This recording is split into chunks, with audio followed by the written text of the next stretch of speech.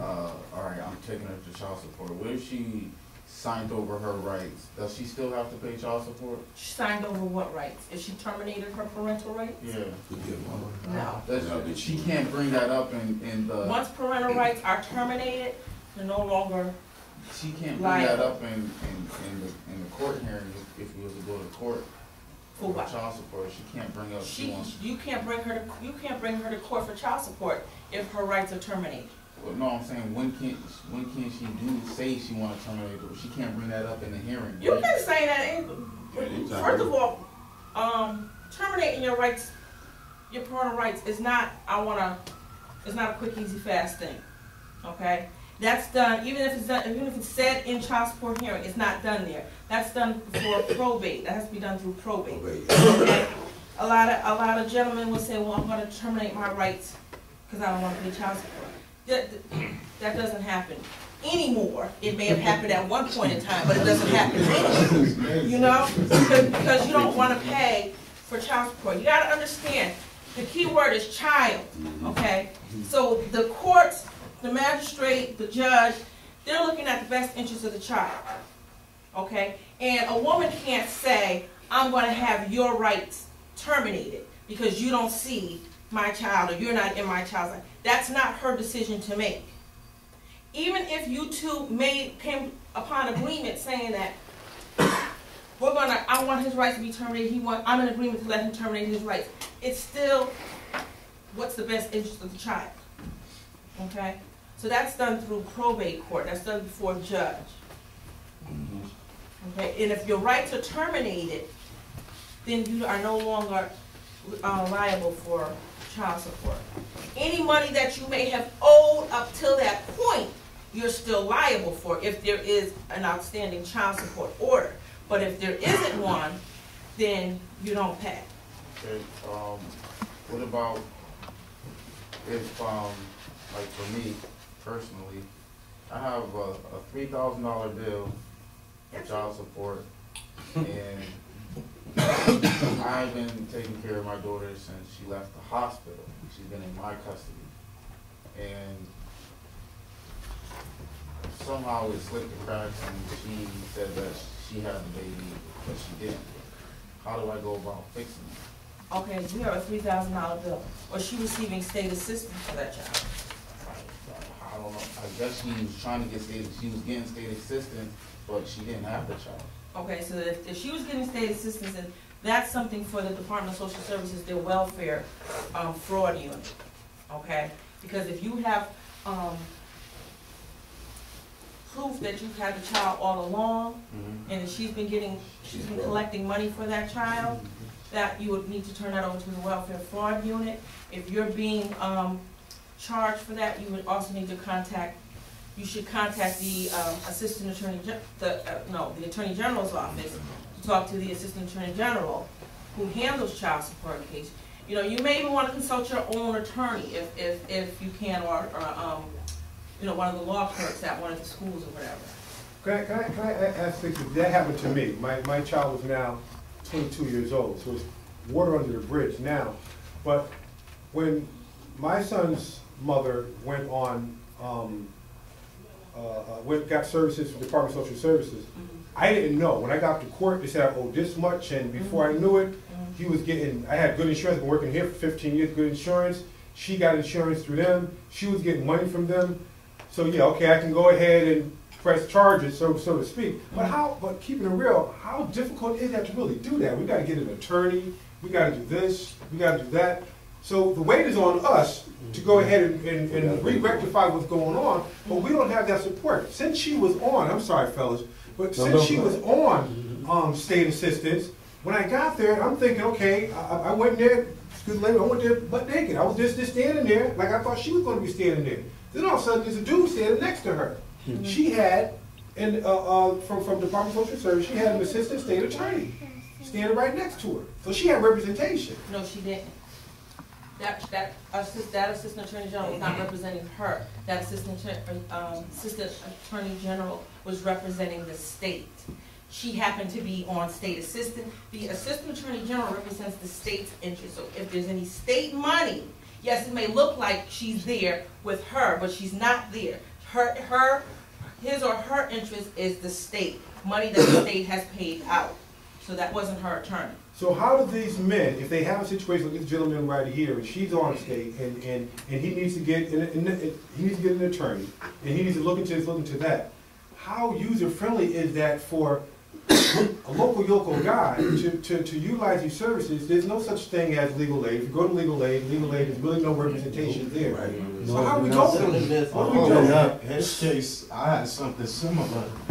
I had custody of my daughter 5 years and found out somehow they started sending her checks. So I did searches online and I had to send proof to somebody in Hartford that I had custody and reported her to fraud so they won't take my taxes.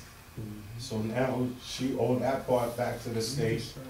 It's funny, you would think that everybody knows what's going on, but family court and that court, 2 different places. When I first got custody, they still sent her child support for like 8 months until I found out I had to call the court. Then when they stopped that, that's when she went and got the state assistance. I found that out. So it's a lot you have to do on your own, because a lot of people get jammed up more thinking it's a room full of people sitting around looking out for your best interest. You gotta do search yourself. Yeah, I'm in the same When you were in the Department situation. of Social Services and the eligibility workers, and I don't know all the criteria that they use. When a person comes, what they ask for and they provide proof. If she ever had, custody of the child, depending how old the child is, she's not going to have a school record if it's not a school-age child. You know what I mean? She may have the child's birth certificate, but hey, you have the child's birth certificate. So I don't know what all their criteria as to saying and I know, and now in this day and age, they do home visits. But that, I think a flag goes up if something is not within the course of an interview with the specialist, something, or something may warrant a visit. So, I mean, unfortunately, you're right. The left never talks to the right. Everyone thinks, well, you're all the state, this big umbrella of the state, and we all, you get a case in this agency so that we know. We don't. When you get, when you get custody through family court or through probate court, that doesn't interface with any other system but theirs. So if you have a child support order running, the minute you get any type of custody, any change in your order, in your circumstance, that's not done through our office, it is your responsibility to bring that over to us so that we can change it in our system. So what happened to him, 8 months of billing for child support, doesn't happen. You know what I mean? We have people who have a support order. They're married people with no divorce is pending, no divorce is pending. Next thing you know, they get divorced. They don't tell divorce court that they already have a child support order. So now we're running two orders are running. And then they're trying to understand why, just because we go to the same courthouse doesn't mean you have 2 files. You have a file in family court and you have a file in family magistrate court, which is the court that we deal with. Just like I had a case today where a gentleman had called, he had a court date today, and he has custody of the child, and when he had gotten the custody, he said that the judge had told him that he didn't have to worry about it, that the woman had to come down and bring the information down to our office. Now, in the meantime, that never happened, and so the order has been running all this time, and now he had a court date today, so I told him that he needed to go and get us a copy of that custody order and bring it down to the courthouse so that we can make whatever changes in our system. Because we don't know anything. If you guys do something separate from the child support, we'll never know what's going on until you guys bring or women bring the proper information to our office. I have a son been locked up since '08, and he's incarcerated in Cheshire. Last time I went to court was last year. They put my son back on. I let the enforcement know. They told me that I have to go in downtown to file the paper and get it modified. So I'm looking to do that now. I have a 13-year-old daughter that I'm still paying support for. Right, again, anything like, you know, and he's still a minor, correct? Yes. So the order, so technically, if he was, you know, you're still responsible, but he's now incarcerated, so that you would have to modify that order, okay? And in your package, there is a form, there is a little, thing about how to modify your order. If a modification, you can file a modification at any point in time if you believe there's a change, significant change in circumstances. Say, you know, you get laid off from work, or you've been working, you know, you get injured, for some reason you're no longer working, or even you now have custody of the child. Those warrant modifications. And you can, there's a couple ways you can do a modification. You can do it yourself, which is a pro se modification. And the filing fees for a modification, I believe, was like $100 and something, $120 now, I believe. It used to be $70. I think it's now $121, and then you would also pay for a marshal. If you can't afford that, you can always apply for a fee waiver.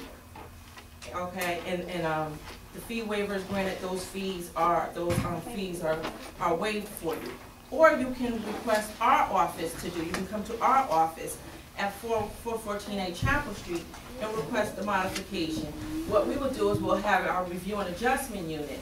They will do it for you. It's at no cost to you. The difference is, the review and adjustment, they have to go through several procedures. And you're looking at getting into court in a situation like that within 6 months. Whereas if you do it yourself, you can get into court as soon as 6 weeks. Okay. And what happens when they take their, they get their, they're gonna go pro se, they get their money up, and they go to modify, and it doesn't get modified? Do they lose that money? Yes. So how prepared, how much information do they need to know that they might do the shop for them to be able to be modified? In order for a modification to go through, it has to be a 15% change in whatever the order is. So if your order is $100 now, and when we calculate it, and this is what we use to calculate it, this is what we use throughout the whole state, the Connecticut Child Support and Arrears Guidelines book, we use this book to calculate the new arrears. When we calculate to see what you should be paying in child support today, and it's $90, that's not a 15% change. So that modification will not go through, it will be denied. Okay? However, if we calculate it and what we come up with is that you should be paying $72, then that will go forward. Because your situation, your financial, your economic situation today warrants that there be a change.